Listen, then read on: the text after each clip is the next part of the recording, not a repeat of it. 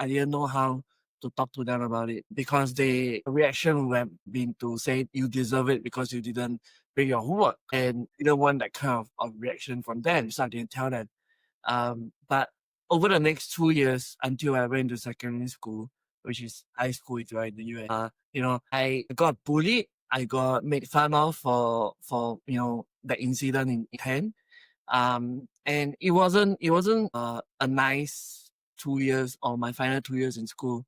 And I had to deal with it all myself. And at the same time as well, I was starting to realize that I wasn't straight, that I was attracted to other genders as well. I remember a guy flirting with me, and I was uncomfortable in the sense that this wasn't what I was taught, and I was enjoying and enjoying the attention, but I was uncomfortable because I grew up thinking that this was wrong, right?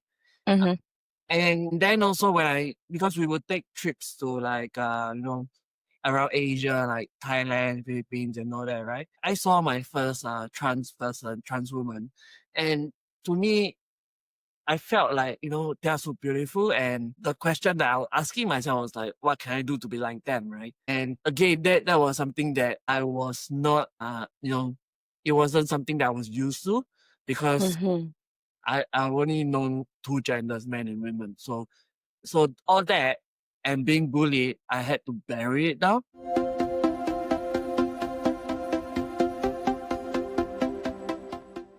Welcome to your Wordless Podcast, the space where we redefine success, self-worth, and transformation. I am Nick Nieras, the soul-centered architect of transformation, helping you unlock your highest potential and build a legacy beyond limits. Now, whether it is self-mastery, career breakthroughs, or world creation, this is where change begins. Now let's dive in.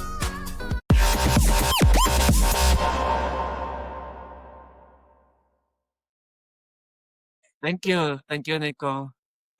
Oh my God. Okay, Sean.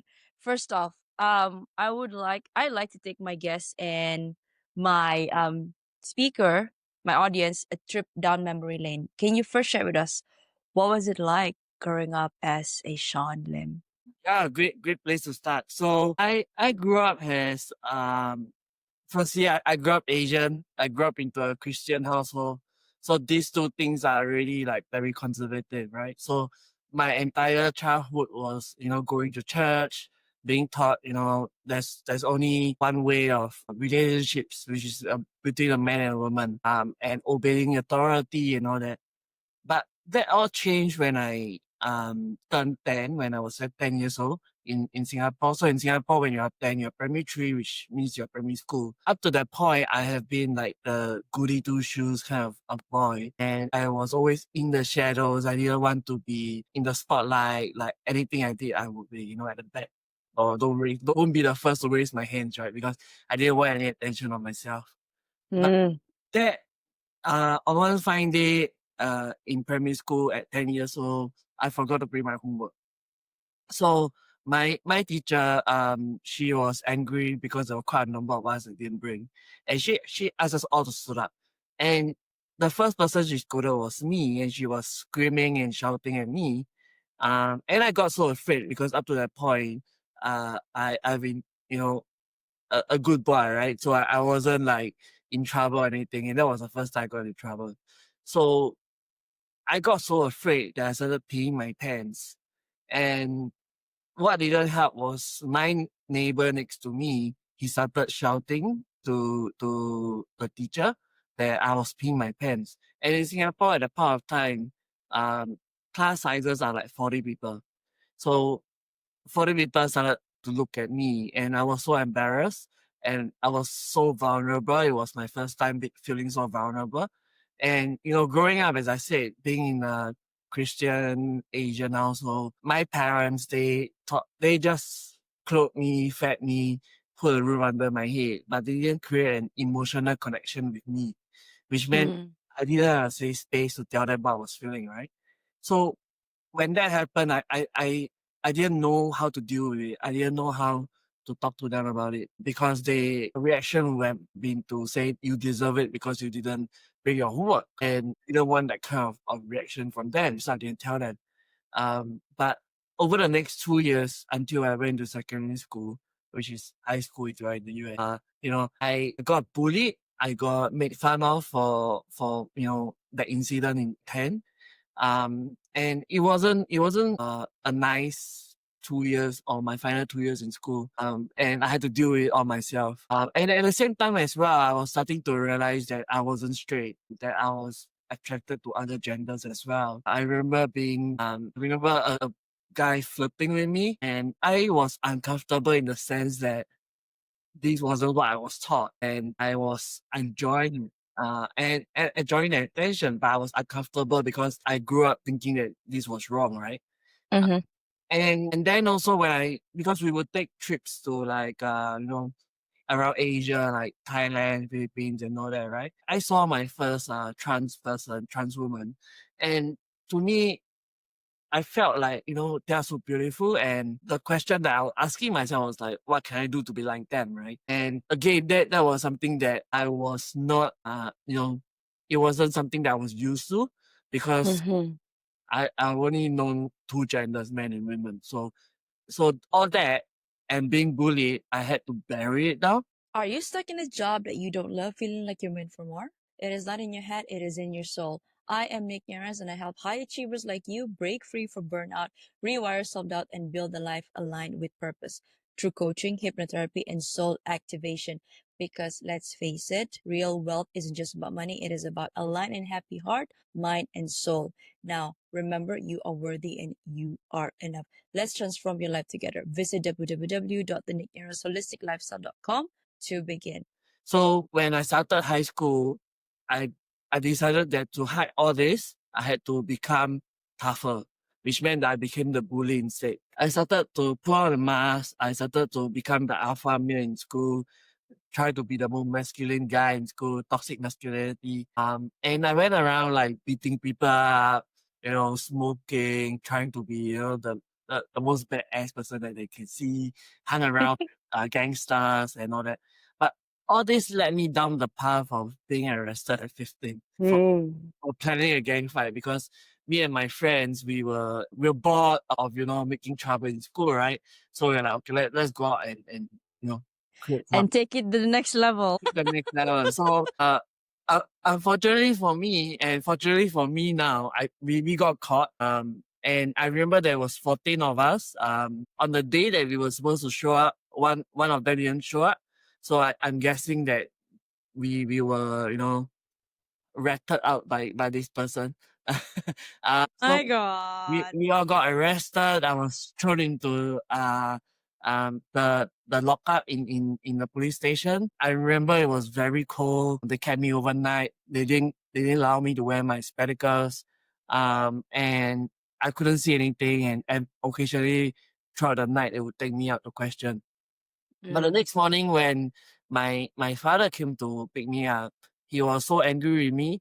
He didn't even ask me what happened or why and all that. He was silent on the way home for the 45 minutes ride. And when I got home, because I was still in school at a point of time, right? So it was already 9:10, so I missed school for that day. But so my parents went to work and I was alone at home. And it suddenly dawned on me that because I've been pretending to be someone that I wasn't, that I've been in this trouble now, and I couldn't really find a way that I could change because I was still in the same school, same environment.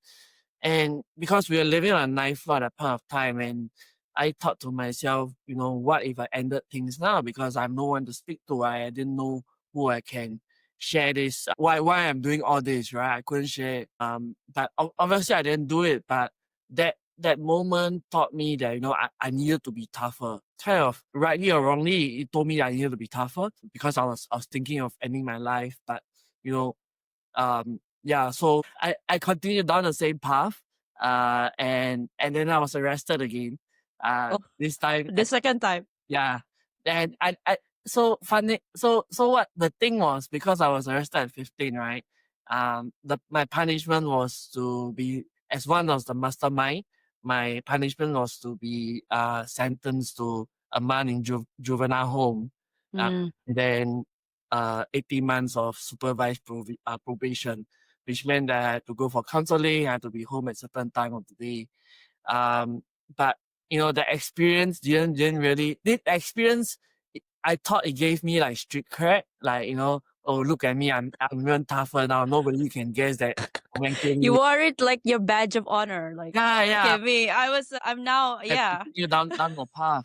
Uh, And at 16, I got arrested again so this was just less than a year later. I got arrested again for stealing in school. At 16 in Singapore, you can be charged as an adult already. At 15, I was still a teenager, right? So at 16, you can be charged as an adult. I fortunately for me, I had a probation officer who was really concerned for me. So he fought for my case in front of this time it was the adult court, so it was a subordinate court in Singapore. And he fought for my case to, not to send me to prison, but to continue on another few months of probation. And the judge reluctantly agreed with him, and she sentenced me to another like 15 months of probation. So after she sentenced me, I had to wait for my parents to bail me out from the court. And right. while waiting for them, I was placed in a holding cell. This was like 20 people, a lot of people that had do different various criminal offenses. And my friend, who was literally also my partner in crime, right? He went around networking with people. So he was like talking to them like, what do you do? What can we learn from each other? Where can we meet outside? That kind of thing. But for me, because I was pretending to be someone I was not, right?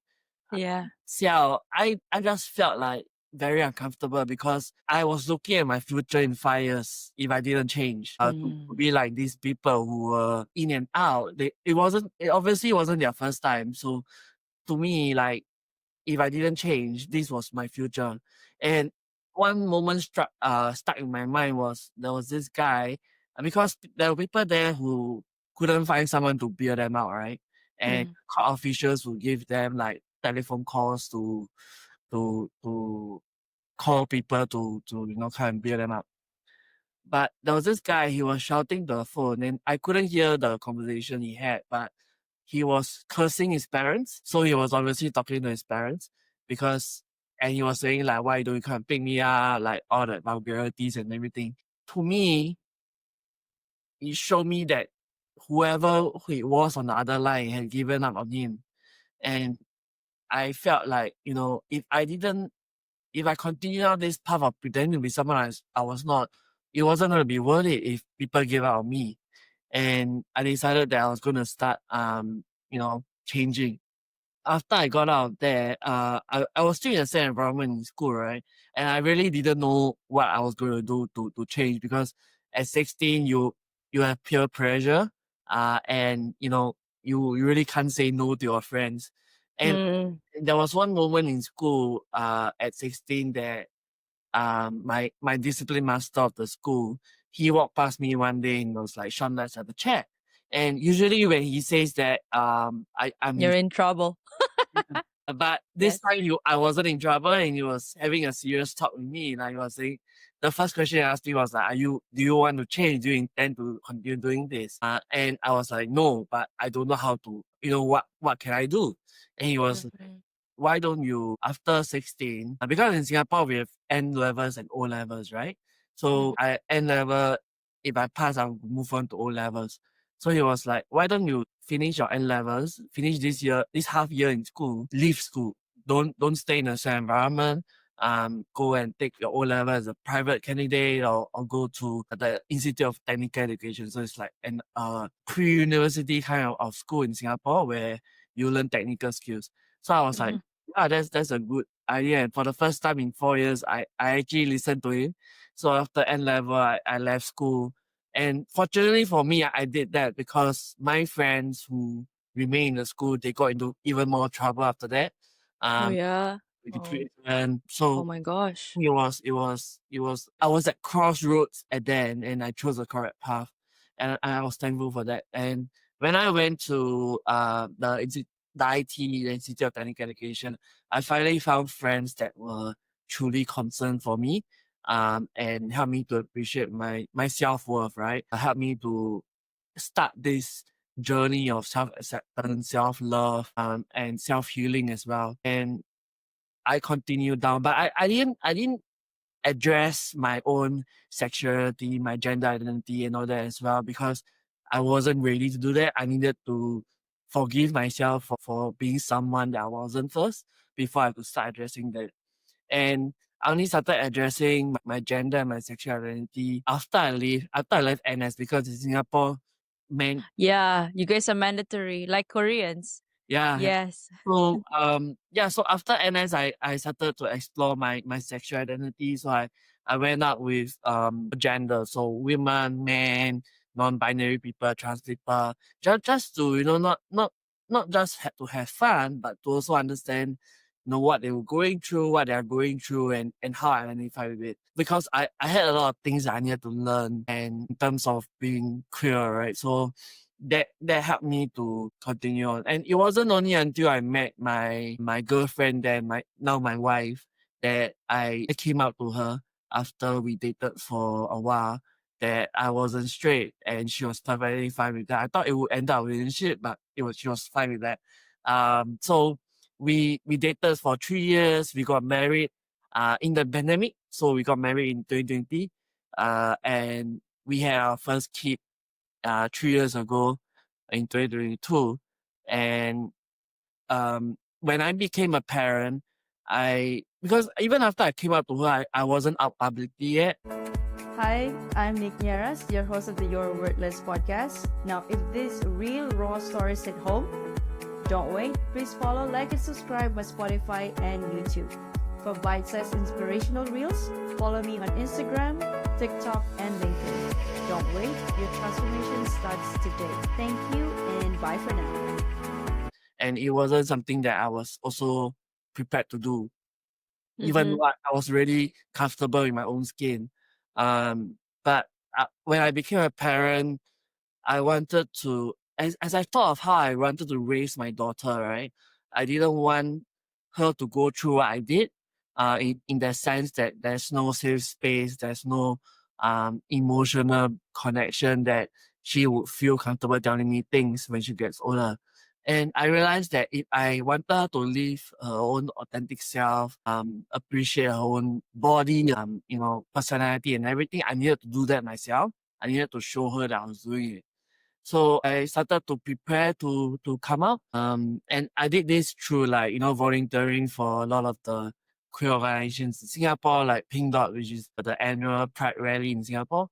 And yeah, so I came out last year in May on my birthday, and Congratulations. I told my wife first that I was going to do it publicly, and then I told my ex-colleagues that I was going to do it. And then I chose LinkedIn. So I decided that LinkedIn was the best platform for me to do it, because it would have the least amount of trolls compared to Facebook, Instagram.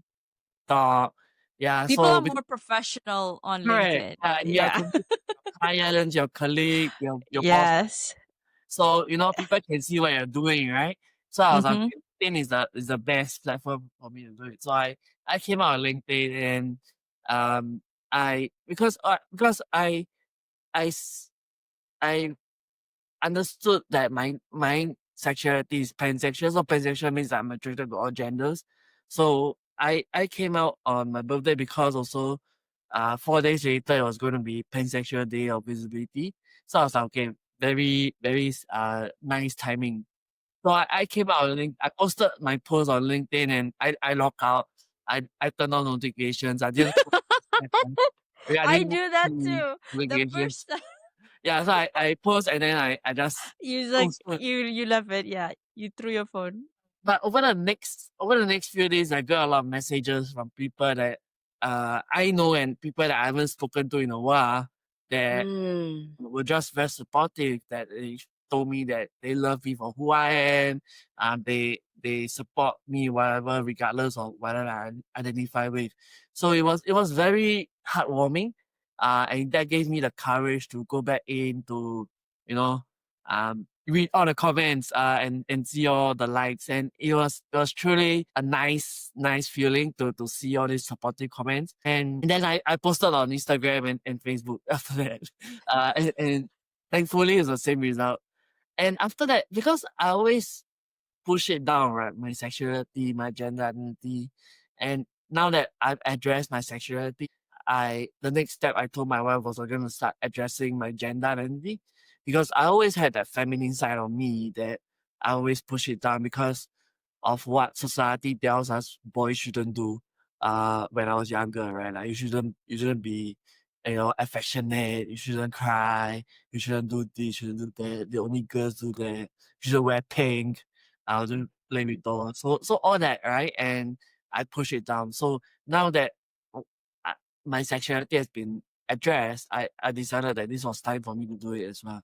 So I started to wear skirts, wear dresses, and yeah, explore makeup. My wife was very supportive of that as well. Like she does my makeup sometimes. And we go to Sephora to buy skincare. That was my next question. Do you guys go to Sephora together? Yeah, I suppose. together. And now we talk about what moisturizer we're gonna use for our face. Yes, you're talking. Sunscreen. Yeah, my skincare routine is longer now, but I enjoy it. I Yeah, mean, it shows you look fresh and vibrant. I love it. and it's but I think my fashion sense and my wife's fashion sense is a bit different.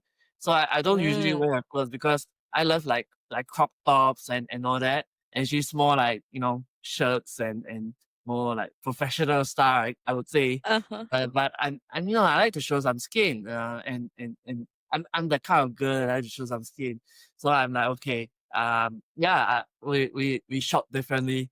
Maybe sometimes we share clothes as well, but it's been a experience to do that. And also obviously it comes with challenges, right? So now when I use the bathroom, it's challenging because I'm very Yeah. comfortable that I to use the male bathroom, to continue using the male bathroom, but men in there sometimes are not very comfortable with that, and then there's cleaners that try to on good intentions try to chase me up to say that, oh, you're in the wrong toilet. Right. And then whenever I walk out of the bathroom as well, like if someone would come in, they would check the sign. You can see me, they check the sign.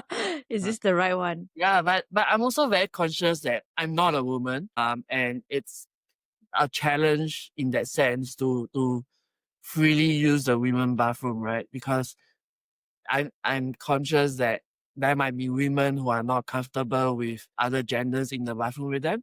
So yeah, I try to use the accessible toilet as much as possible.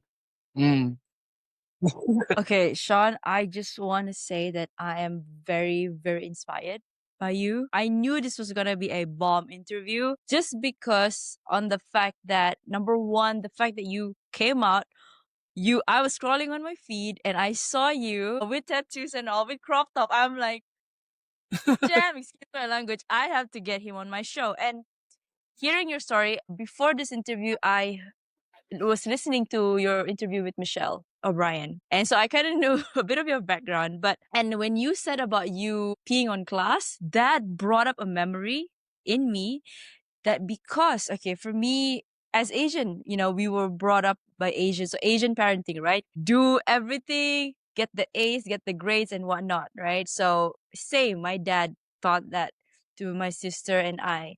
And I strive to become the best kid in school. So I did because the narrative that was placed upon me was only then you can be successful.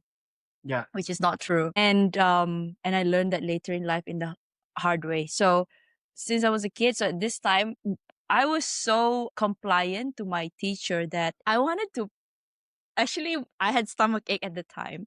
And I was so compliant that the teacher said, finish your work before and you cannot go to toilet. Actually, I shed in my pants. And No. I was so, this is the first time me coming out. Okay, so I want to thank you, Shawn, for But you haven't told this. Never. No, I mean, not that I'm embarrassed about it, but the fact that I am very open about it right now Yeah. is because I'm not the only one, and I've felt that part of myself. So that point, I remember I was holding it in, and I went to the toilet, and because I went to a convent school, so it was really old school in Sabah and quite creepy. And so after I couldn't hold it, so I went, and then my friend's mom saw me, and that she had to help me clean up. And Okay. that's when that was when as a kid, I was only 7. I thought to myself, okay.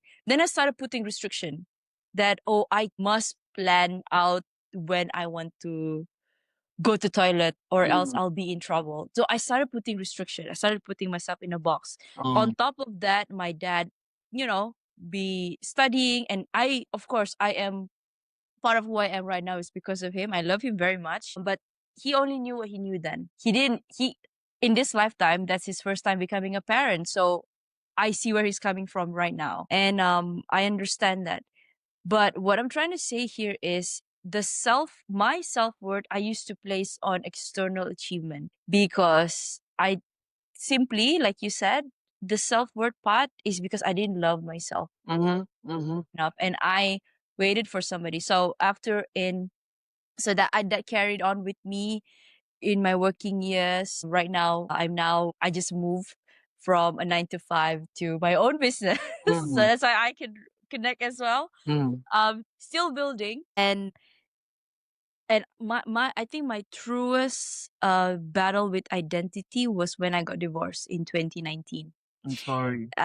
No, thank you.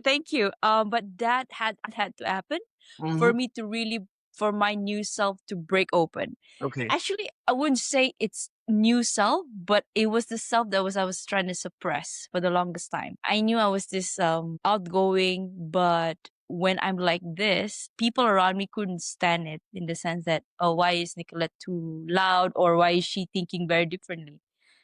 So I've bought into the narrative, and fast forward, right now I'm speaking to, it's like the universe is saying, universe said, okay, you want to do things your way first. Okay, I'll let you do it, but until this point, there's no way of hiding anymore. I'm gonna push you out. So it did push me out by laying me off from my job, and I had no way to turn back. There's no way like my soul would want to join corporate, at least at this point. I love business. So, but I think the point that I want to make here, second point, is that being authentic is the only thing you can be. Yeah. Absolutely. And I wanna thank you, Shawn, for paving the way. I know this is a very exciting time for you. And get me. My friends, so Sabah, so I'm from Sabah, right? The east coast of Malaysia. And I went to KL to studies because that's where the opportunities are. Most of my friends, I'm very gay male friends, but gay men are actually they flock towards me, like, and I've become very good friends with them. And I asked my friend this because after the divorce, I thought I was too masculine. Because at the time, my partner was a little bit on the feminine side. So I thought that I was too masculine, and I was emasculating him. Okay. Yeah. And then I asked my friend, he's gay. So he said, babe, I asked you, babe, is it because I'm not feminine enough? That's why, men are not, forthright with me. I said, no, Nick. You know why gay men love you? Because you enable them. You let them be yourself. And I'm like, you know what? That's actually, yeah, I love it. And most of my friends, they cannot understand it, why I have all these friends, and I love them very much. I mean, they're the truest people. I mean, there's some are nasty, okay, but then you learn to scan them. Yeah. But I just thought that I should share with you my own journey about self-worth and being authentic as well. I love that. Thank you, Shawn. Okay, so in the introduction, you were formerly a journalist, right? Yeah.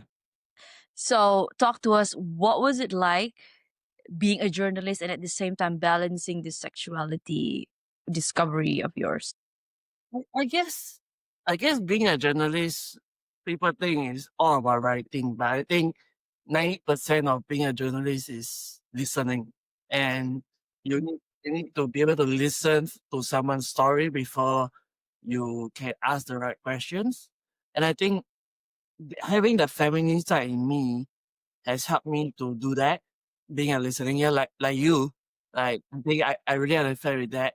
And just being someone who can hear their story, empathize with them, and then ask the right questions. That has been very helpful for me in my job. And even now, like I'm a content creator now, and I still function like a journalist in that sense because I'm still telling stories on my platform, which Human Algorithm is, and my podcast, where I get founders, solopreneurs, creators to share their personal struggles. And I just listen and I just ask them the right questions so that it gives them a safe space to share with me. Yeah, so that is how it's helped me. You mentioned about your beautiful daughter Mm-hmm. and your lovely, lovely, supportive wife. So talk to us about them, Shawn. Like, yeah, I just want to hear about them. Yeah, so my daughter, she's neurodiverse. She's 3, but she's non-verbal, so she, other than like grunting, she hasn't said any words yet. So we got her checkup last year in June on her 2nd birthday because we were concerned about that. And there was agreed that there was cause for concern. So we went for the tests and all that, and the therapist told us that she might be on the autism spectrum. That was very hard to take because me and my wife, we haven't encountered this before as first time parents, right? So there were a lot of tears. There was a lot of crying in terms of what's next, whether she will be able to fend for herself in the future.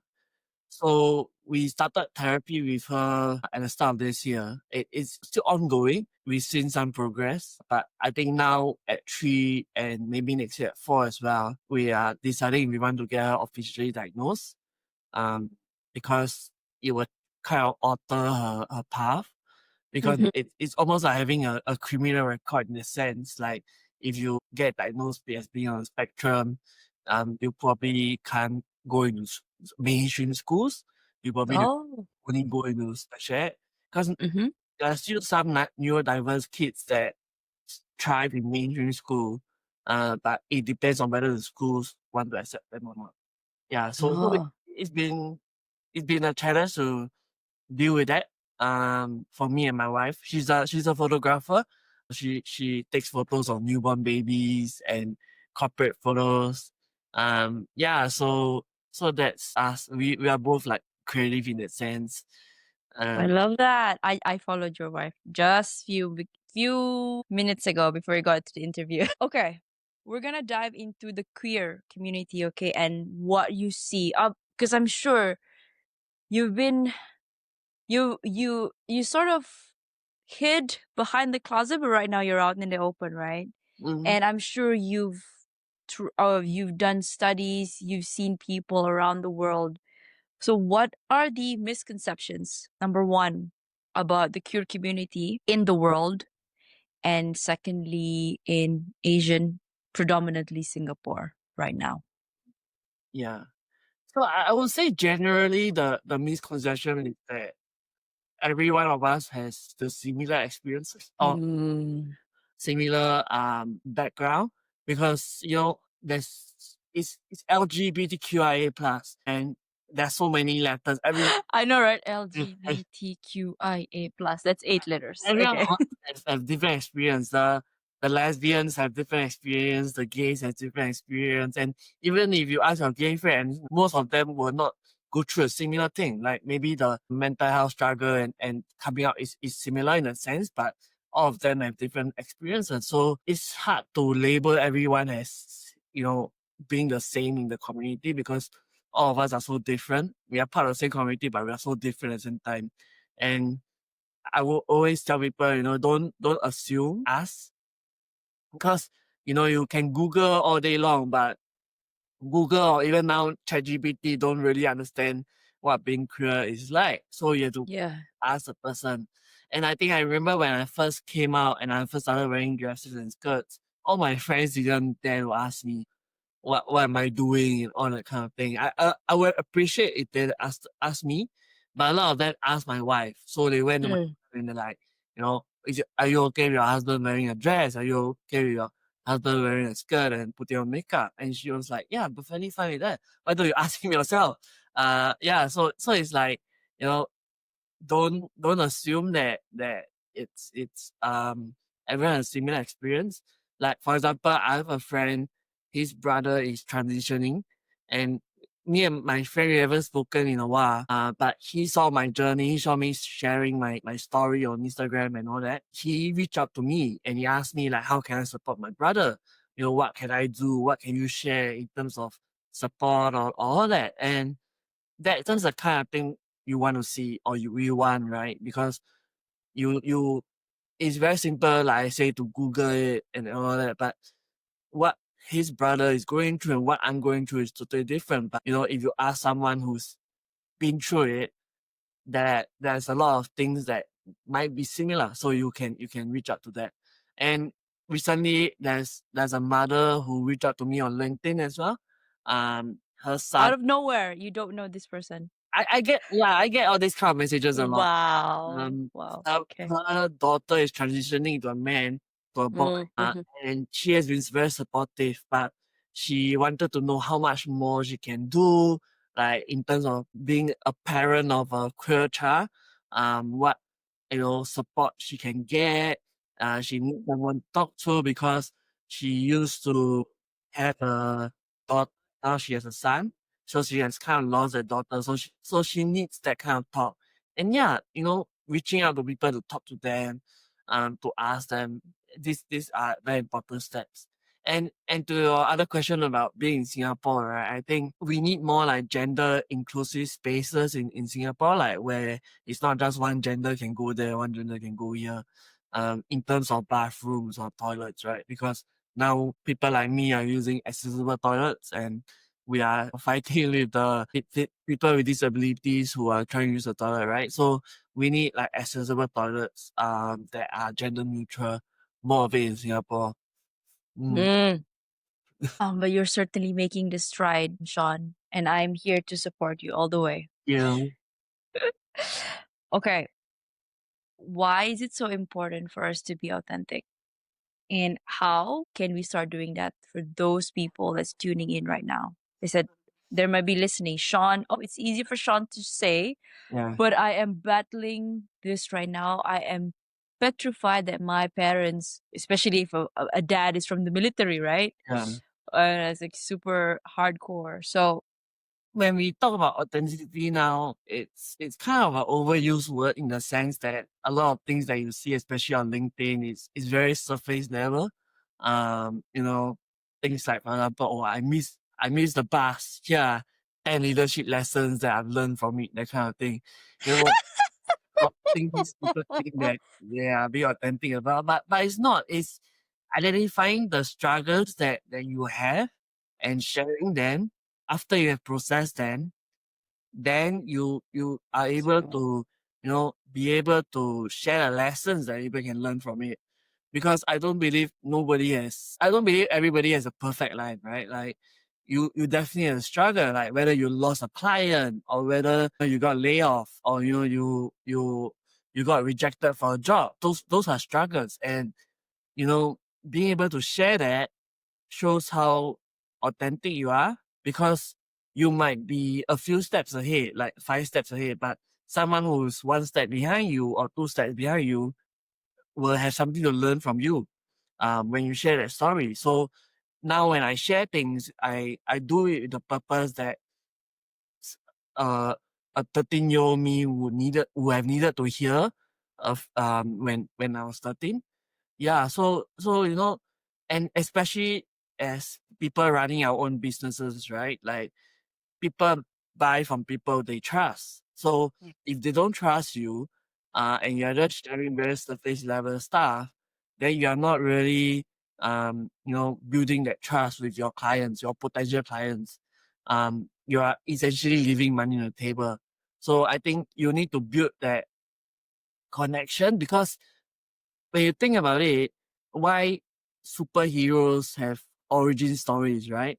For example, like, do you identify with Spider-Man when he say he shoot webs and jump over buildings?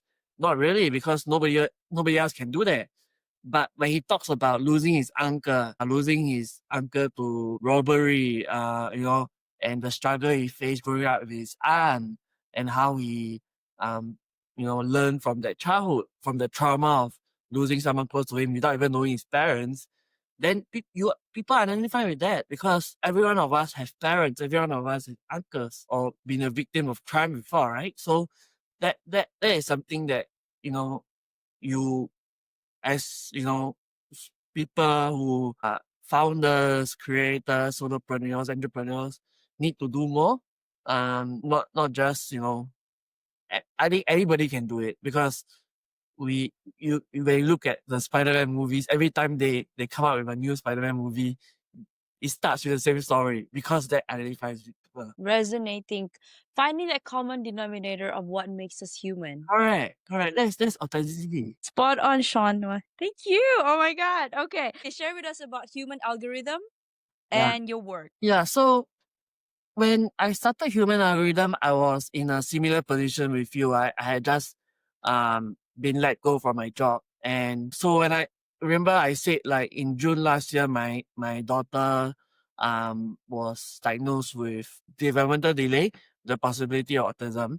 And I had just came out a month before, so I was dealing with that with my daughter. Wow. And then out of the blue, at work, because I had this colleague, she was very supportive of me coming out and all, but she started to see me as a threat when I started to present more feminine. And I recently heard this from, like, Oh my God. humans are ally, right? And I think she started to see me as a threat. In a way, she influenced me to be put on a performance review. In the sense that my boss had to tell me that, your job is at stake, and it was out of the blue. That I wasn't doing anything like outrageously wrong or anything. And I didn't have the energy at the time to fight it, because I had to be concerned about my family, right? And I didn't want my wife to go through this alone. So but I still fought for my job, and I still passed that performance review. But at the end of the performance review, my ex-boss told me that I had to be demoted. I had to be uh he cut my salary, and then he put me on a 3 months probation again. And What? that made me very angry, because Yeah. it's like, what's all this? I passed, and then you still do this to me. But I didn't want to make a rash decision of quitting immediately, because firstly, I didn't want to give them the satisfaction of me to leave, right? Secondly, we haven't figured out what my daughter therapy look like. And then thirdly, I didn't know what I wanted to do yet. But I started to spend the next 3 months to think of, if I didn't have a 9 to 5, what would I do next? And because I started my career in advertising before I became a journalist, I've always been creating content, and it's something that I knew that even in the age of AI, we still need, because we still need that human touch, we still need human to tell stories. And it's like the common saying now, right? Like, you do not use AI, AI will replace the person that do not use AI, not you. So I figured that I needed to do something around, like, content creation, but not a 9 to 5, because I wanted to spend more time with my daughter as well. Because even when she go to therapy and when she comes back, we need to practice that with her.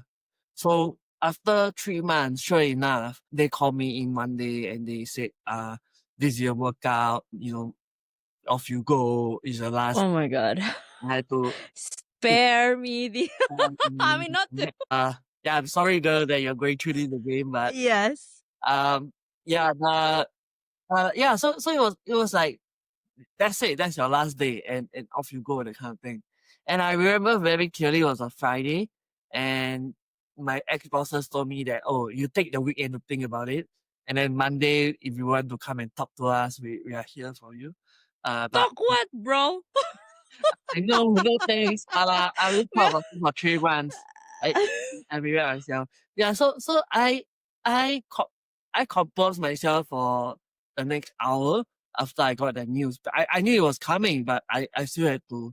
I was still like affected by it, right? So I composed myself for the next hour, and then I posted on LinkedIn that I had left, and I was going to start to do something that I knew that was going to help me with my daughter in a sense, but continue to tell stories as well. And the next day on a Saturday, I woke up to a lot of people messaging me for like job opportunities, or maybe like one-off projects. So there was a white paper that needed to be done by Friday, and it was like $3,000. You want to do it? I'm like, sure, I have time. What? An article, and then Oh like my god. consulting role for a UK firm who had Asian clients. So that gave me the foundation to build human algorithm. And I decided to use Substack to build human algorithm was because it allowed me to monetize my work and also to help me to gauge who wanted to pay for my work. Substack has this function called pledges, which allow people to pledge your pledge certain amounts to support you for your work, but they don't get charged for it yet. So I was like, I didn't know anything about personal branding at that point of time. Because I always been like promoting others, writing about others, right? And I didn't write a lot about myself. So I was like, okay, if I want to promote this, then I have to start sharing my story and Mm-hmm. my own journey. But I didn't know what I wanted to share. So I was sharing a lot of things. So I was like sharing my thoughts on marketing, advertising, gender equality, and also my own journey of coming out and my daughter's neurodiversity. But it was this last two, like my own journey and my daughter's story, that really resonated with a lot of people. I got, and within a month, I managed to get about 1K in people who were pledging to support my work. And that gave me the confidence to start building it up. And how I envision the platform is, it's a love letter to my daughter, because when she grows older, if she's still non-verbal and she's still neurodiverse, right? Then if she has a hard day or if she's getting bullied, then I want her to come back to these stories that I'm writing, that I'm telling people about, that she will be able to know that, even if you are struggling, there is light in the tunnel, there is courage to carry on. And that's what my podcast is about as well, right? So I get founders or creators to share about things like their anorexia, their body issues, body image issues, mental health struggles, personal strategy. And essentially my daughter can go back and listen to this when she's older. Yeah, so that's that. I always say, like, I always done things for a purpose, but now I'm doing things for a purpose for someone, which is for her, and leaving a legacy behind for her. Yeah. You yeah, it is the best decision to get you on. I am moved.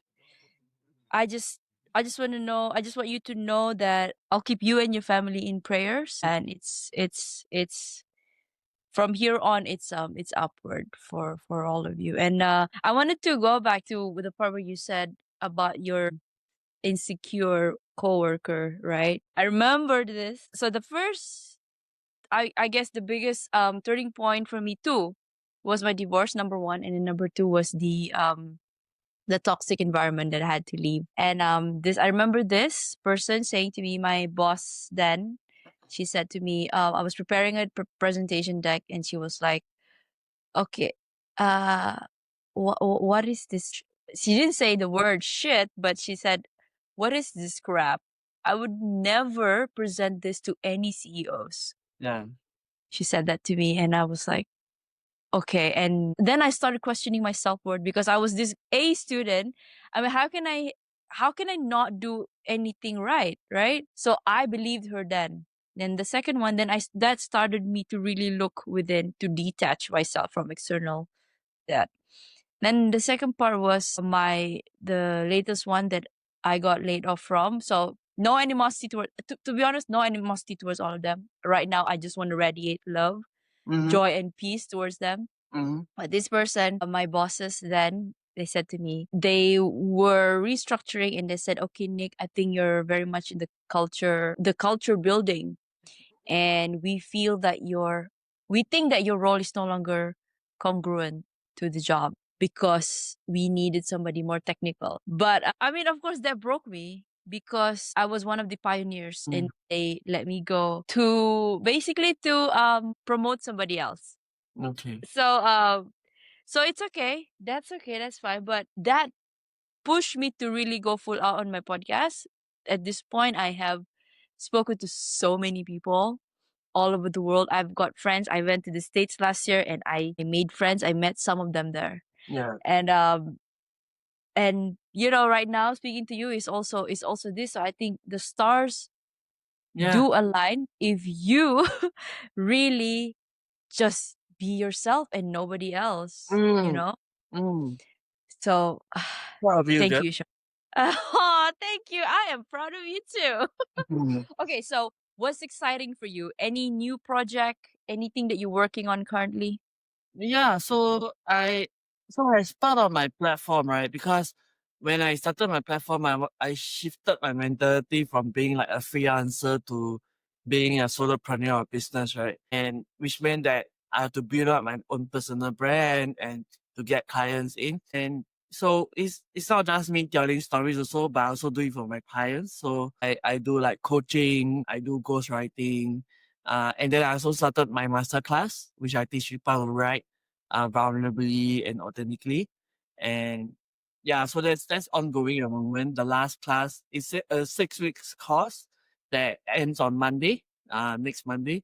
And then I will prepare for the next cohort, which I aim in August. Yeah, so that's something that I'm doing. And then I also in Singapore, for example, I'm doing a lot of like collaboration with the creators or founders where we do community events. So there's one event next week that I'm speaking on that I've helped organize for like personal branding for creatives, especially in the economy right now for the people who are, you know, who are fear of being laid off or, Yeah.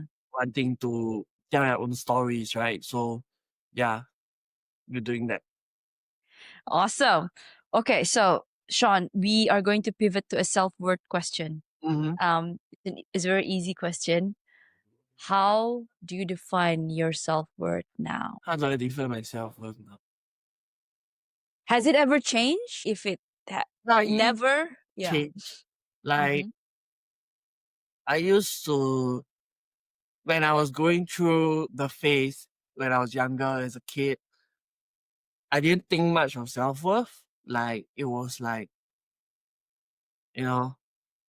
as long as I protected myself, it was, to me, that was self-worth.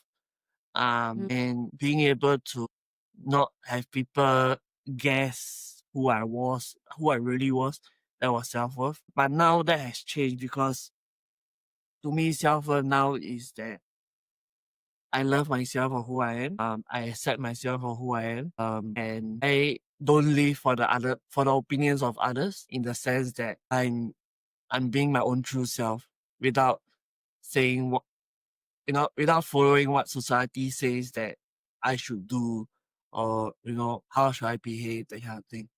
Yeah. You're making me emotional. Oh my God. Okay. What is your heart's greatest wish? To hear my daughter's voice, I wish she would talk to me.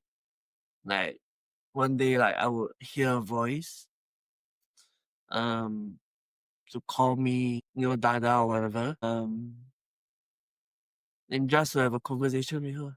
Yeah.